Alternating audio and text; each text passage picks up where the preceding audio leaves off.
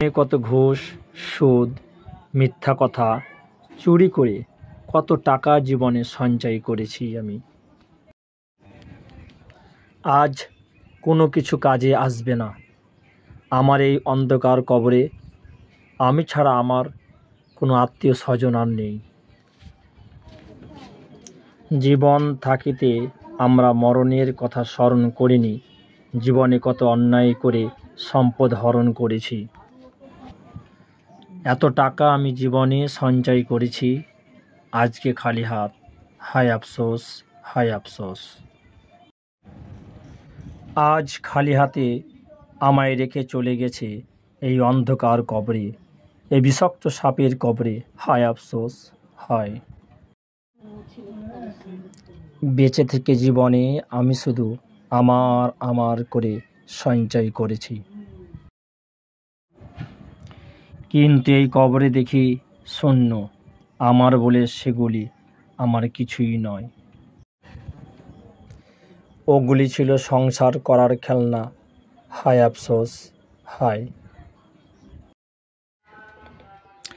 আল্লাহ সুবহানাহু ওয়া তাআলা পবিত্র কোরআনে 6 নম্বর সূরা আয়াত নম্বর 159 বলেছেন, যে ব্যক্তি আল্লাহর পথে একটি ভালো কাজ করে আল্লাহ তাকে 10 গুণ বা তারও বেশি সওয়াব দেন।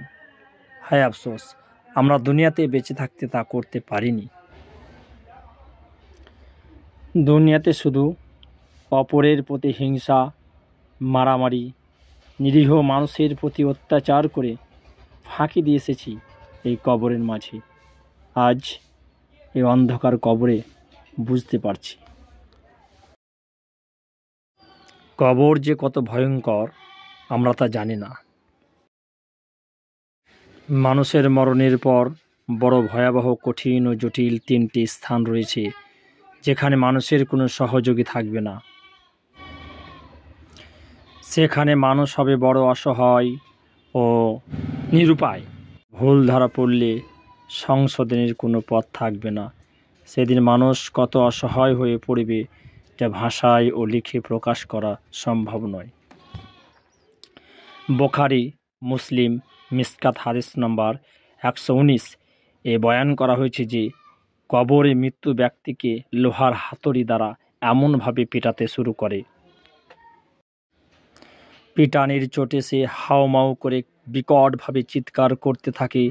আর এত জোরে চিৎকার করে যে মানুষ ও জিন ব্যতীত সব কিছুর তার চিৎকার শুনতে পায়।